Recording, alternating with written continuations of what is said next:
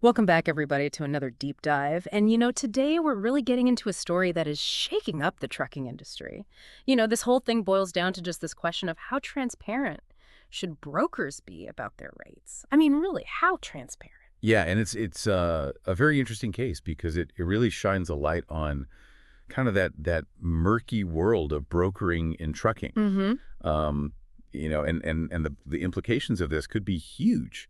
I mean, they could affect how goods are shipped and priced all across the country.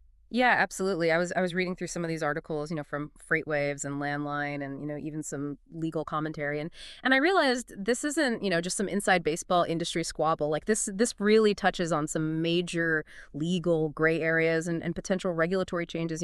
We even have court filings because this all started with a lawsuit with a small carrier called Pink Cheetah Express taking on Total Quality Logistics, or TQL, one of the giants of the brokerage world. Yeah, it's interesting because what's fascinating is that this whole thing was triggered by a seemingly simple load of ice cream.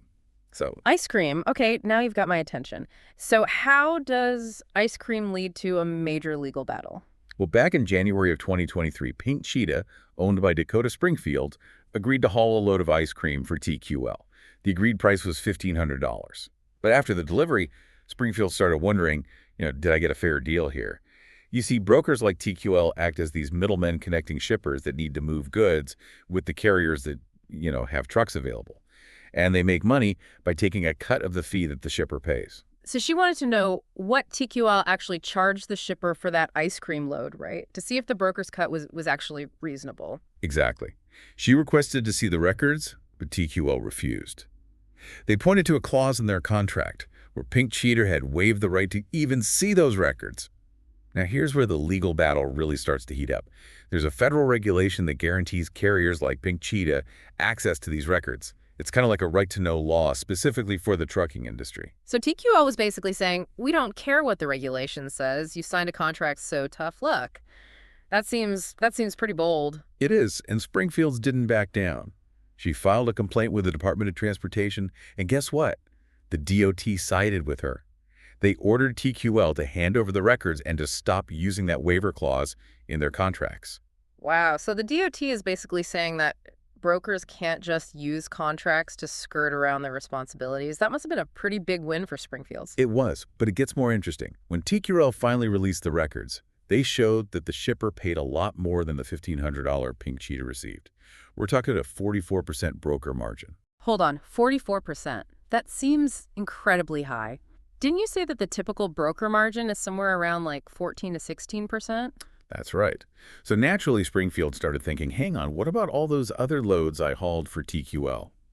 She requested records for 14 more shipments going back 3 years, but once again, TQL refused. Even though the DOT had specifically ordered them to stop using those waivers. Exactly. TQL basically ignored the DOT order, claiming they have the right to negotiate these waivers with carriers. So at this point, Springfield's must have been pretty frustrated. You could say that. She felt like TQL was taking advantage of her and potentially other small carriers, and that's what ultimately led to Pink Cheetah Express filing a federal lawsuit against TQL. Okay, so let's break down this lawsuit. What is Pink Cheetah actually demanding? They're asking for three main things. First, they want TQL to release those records for the 14 additional loads. Second, they want TQL to remove that waiver clause from all of their contracts with carriers. And finally, they're demanding industry-wide compliance with the DOT order, essentially setting a precedent for all brokers. So King Cheetah isn't just fighting for themselves, they're trying to change the entire system. But in this case, David is armed with a legal team and a strong sense of justice. That's a great way to put it. And the stakes are incredibly high here. TQL is a massive company with over $9 billion in annual revenue. This lawsuit could do serious damage to their reputation and bottom line. Yeah. But it also highlights these power imbalances in the trucking industry. And this isn't just about one company versus another. There are broader issues at play here, right? Like how this case could impact the relationship between brokers and carriers across the entire industry. Absolutely. All right, a small carrier is taking on a giant broker over transparency in their dealings. But you said that there are these ripple effects that go way beyond just these two companies, right? Absolutely. What are we talking about here? Well, imagine for a second that Pink Cheetah wins this lawsuit. It would send shockwaves through the industry. Those waiver clauses that brokers have been using to avoid transparency, gone. Suddenly, they'd have to be a lot more upfront about how much they're charging shippers and how much they're paying carriers. So no more hiding behind contracts. That would be a huge shift, but wouldn't that impact brokers' profits? It's possible. Some brokers argue that revealing their margins would cut into their profits, and they might even have to raise prices for shippers, which could then lead to higher costs for consumers. It's a complex web of relationships. Yeah, I can see how that would make shippers, kind of nervous about this whole thing. But couldn't there also be some benefits to greater transparency? Definitely. For starters, it could help level the playing field. Smaller carriers who often have less bargaining power would have more information to negotiate fairer rates. It's like, going into a salary negotiation knowing what others in your field are making. That makes sense. Knowledge is power, right? As they say. Exactly. And think about the issue of fraud. Right now, the lack of transparency makes it easier for, unscrupulous brokers to skim profits or engage in shady practices. With clearer records, it would be much harder to get away with that. So more transparency could actually lead to a more ethical and trustworthy industry overall. And that benefits everyone, including consumers who ultimately rely on the trucking industry to get goods delivered. Precisely. Plus, carriers would have a better understanding of what a fair market rate is. No more feeling like they're being lowballed without any way to prove it. It could lead to more stable and predictable pricing across the board. It sounds like increased transparency could force brokers to compete more on service and efficiency rather than just playing games with their margins. That's the hope. They have to prove their value by offering better technology, faster deliveries, or specialized services. Ultimately, this competition could lead to a more efficient and responsive supply chain, which is good for everyone. This isn't just about, a load of ice cream. It's about how we want the trucking industry to operate in the future. You got it. And this lawsuit could be the catalyst for some much-needed reform. Now, earlier we talked about the Federal Motor Carrier Safety Administration, or FMCSA. Right. They're the ones who are responsible for regulating the trucking industry. What's their take on all of this? Well, it just so happens that the FMCSA is currently working on new rules aimed at clarifying these very issues of broker transparency. They've received thousands of comments from industry stakeholders, and it seems like they're leaning towards supporting greater transparency. So they might actually be on the same page as Pink Cheetah in this case. That's the interesting part. This lawsuit could provide them with real-world evidence to support their arguments for stronger regulations. It's like a case study playing out in real time. I see. So even if Pink Cheetah loses the case, it could still have an impact on how the FMCSA shapes those new rules. Exactly. And the outcome of those rulemaking proceedings could have an even broader impact than the lawsuit itself. We're talking about potentially changing the way brokers operate across the country. Now, you mentioned that the FMCSA's proposal has kind of a few key components to it. Can you walk us through those? Of course.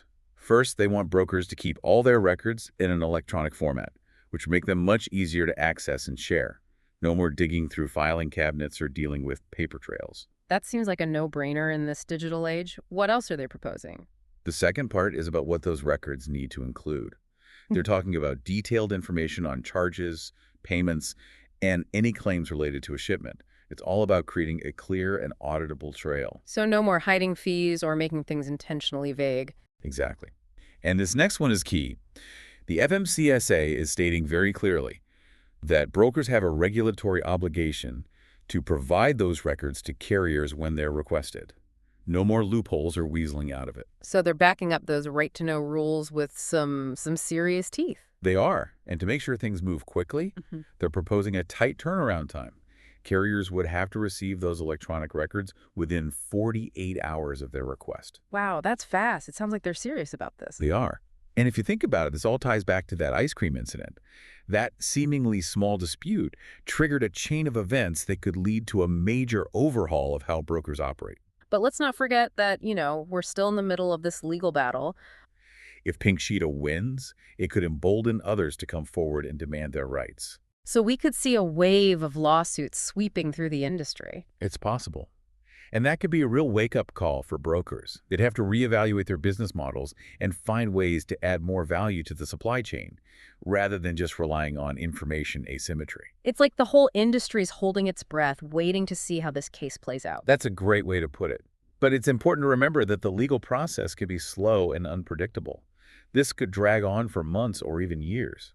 And we haven't even heard TQL's side of the story yet. I'm sure they'll have some strong arguments to make in their defense. Absolutely. They've already indicated they plan to fight this vigorously. And no matter what the district court decides, there will likely be appeals. This is far from over. Right. We've talked about the legal and regulatory aspects, but what about the human side of things? What about the truckers, the shippers, the consumers who are all affected by this? That's a crucial point. This case isn't just about, abstract principles or legalese. It's about real people. Truckers who are working hard to make a living, shippers who rely on the efficient movement of goods, and consumers who ultimately pay the price for any inefficiencies in the system. And at the heart of it all is Dakota Springfield's and Pink Cheetah Express. This isn't just some, faceless corporation. It's a small business owner who saw something wrong and decided to take a stand. Yeah, it's easy to kind of get lost in the details of legal battles and regulatory jargon and all that. But this case really boils down to some fundamental questions about fairness and accountability in the trucking industry. Because at the end of the day, the efficiency and transparency of the trucking industry affects all of us as consumers. Yeah. The prices we pay for goods, the availability of products on the shelves, even the speed of delivery. It's all Yeah. connected to this very complex system. Exactly. So let's recap those key takeaways, for our listener. First, this case highlights the vital importance of transparency in any industry, but especially one, as crucial as trucking. When information is hidden, it creates these opportunities for unfair practices and, price manipulation and even fraud. And the second takeaway is that regulations really do matter. The FMCSA's efforts to clarify those broker transparency rules and enforce existing regulations are crucial for protecting carriers and ensuring that level playing field. But regulations, only work if they're actually enforced, and sometimes it takes individuals like Dakota Springfields to step up and challenge the status quo. Yeah, it's a reminder that, we all have a voice and a role to play in holding these powerful entities accountable, whether it's through, legal action supporting industry groups or simply staying informed about the issues that matter to us. Now, before we wrap up, I want to kind of circle back to something you said earlier about the potential for a more collaborative relationship between brokers and carriers. It's an intriguing idea, especially given kind of the adversarial nature of this lawsuit. It is a bit of a paradox. Yeah. But I think sometimes conflict can lead to positive change.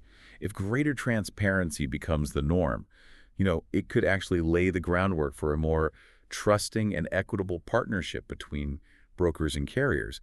They could work together, to leverage technology, streamline operations, and ultimately improve the efficiency and sustainability of the entire trucking industry. Yeah, it's a hopeful vision and one that could have, far-reaching benefits for everyone involved. It's certainly a possibility worth considering.